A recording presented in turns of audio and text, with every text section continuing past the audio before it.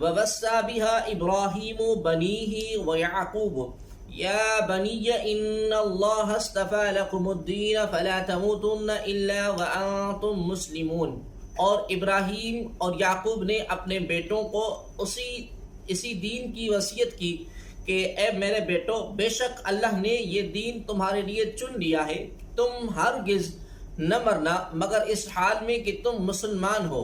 وصیٰ اور وصیت کی۔ حضرت ابراہیم اور حضرت یعقوب علیہ السلام نے اپنی اولاد کو دین حق پر ثابت قدمی کی وصیت فرمائی۔ اس سے معلوم ہوا کہ والدین کو صرف مال کے متعلق ہی وصیت نہیں کرنی چاہیے، بلکہ اولاد کو عقائد صحیحہ، اعمال صالحہ، دین کی عظمت، دین پر استقامت، نیکیوں پر مداومت اور گناہوں سے دور رہنے کی وصیت بھی کرنی چاہیے۔ اولاد کو دین سکھانا، ان کی صحیح تربیت کرتے رہنا اور والدین کی ذمہ داری ہے، جیسا کہ حضرت انس رضی اللہ تعالی عنہ سے روایت ہے کہ نبی کریم صلی اللہ تعالی علیہ وآلہ وسلم نے ارشاد فرمایا، اپنی اولاد کے ساتھ نیک سلوک کرو اور انہیں اچھے ادب سکھانے کی کوشش کرو۔ حضرت عبداللہ بن عمر رضی اللہ تعالی عنہ نے ایک شخص سے فرمایا، اپنے بچے کی اچھی تربیت کرو، کیونکہ تم سے تمہاری اولاد کے بارے میں پوچھا جائے گا کہ تم نے اس کی کیسی تربیت کی اور تم نے اسے کیا سکھایا۔ حضرت ایوب بن موسیٰ رضی اللہ تعالی عنہ اپنے والد سے اور وہ اپنے دادا سے روایت کرتے ہیں کہ رسول اللہ صلی اللہ علیہ وآلہ وسلم نے ارشاد فرمایا، کسی باپ نے اپنے بچے کو ایسا عطیہ نہیں دیا جو اچھے ادب سے بہتر ہو۔ مفتی احمد یار خان نعیمی رحمۃ اللہ تعالی علیہ فرماتے ہیں، اچھے ادب سے مراد بچے کو دیندار، متقی، پرہیزگار بنانا ہے۔ اولاد کے لیے اس سے اچھا عطیہ کیا ہو سکتا ہے کہ یہ چیز دین اور دنیا میں کام آتی ہے۔ ماں باپ کو چاہیے کہ اولاد کو صرف مالدار بنا کر دنیا سے نہ جائے، انہیں دیندار بنا کر جائے، جو خود انہیں بھی قبر میں کام آئے، کہ زندہ اولاد کی نیکیوں کا ثواب مردہ کو قبر میں ملتا ہے۔ نیز وفات کے وقت اپنی اولاد کو صحیح عقائد اور نیک اعمال کی وصیت کرنا ہمارے بزرگان دین کا طریقہ رہا ہے۔ چنانچہ حضرت عطا رضی اللہ تعالی عنہ فرماتے ہیں کہ میں صحابی رسول حضرت ولید بن عبادہ بن صامت رضی اللہ تعالی عنہما سے ملا اور ان سے پوچھا کہ آپ کے والد نے وصال کے وقت کیا وصیت فرمائی؟ حضرت ولید رضی اللہ تعالی عنہ نے فرمایا، میرے والد نے مجھے بلا کر فرمایا، اے بیٹے، اللہ تبارک و تعالی سے ڈرو۔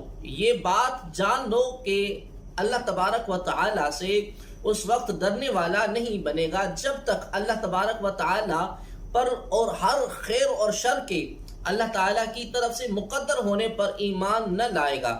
اگر تو اس کے خلاف بر گیا تو جہنم میں داخل ہوگا۔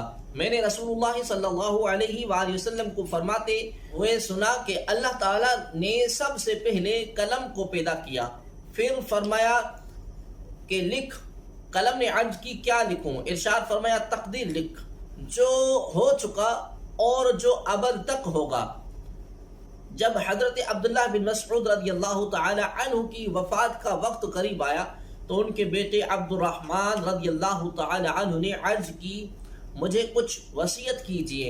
حضرت عبداللہ بن مسعود رضی اللہ تعالی عنہ نے فرمایا، میں تمہیں وصیت کرتا ہوں کہ اللہ تعالی سے ڈرتے رہو، زیادہ وقت اپنے گھر میں رہو، اپنی زبان کی حفاظت کرو اور اپنی خطاؤں پر رویا کرو۔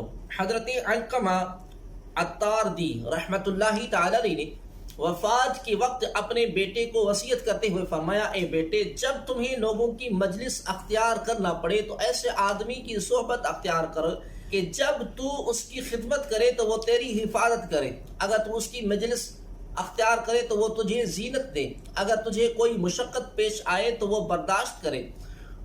اس آدمی کی صحبت اختیار کر، جب تو بھلائی کے ساتھ اپنا ہاتھ پھیلائے تو وہ بھی اسے پھیلائے، اگر وہ تم میں کوئی اچھائی دیکھے تو اسے شمار کرے اور اگر برائی دیکھے تو اسے روکے۔ اس آدمی سے دوستی اختیار کر کہ جب تو اس سے مانگے تو وہ تجھے دے اور اگر خاموش رہے تو خود بخود دے۔ اگر تجھے کوئی پریشانی لاحق ہو تو وہ غم خواری کرے۔ اس آدمی کی صحبت اختیار کرو کہ جب تم بات کہو تو وہ تمہاری بات کی تصدیق کرے۔ اگر تم کسی کام کا ارادہ کرو تو وہ اچھا مشورہ دے، اور اگر تم دونوں میں اختلاف ہو جائے تو وہ تمہاری بات کو ترجیح دے۔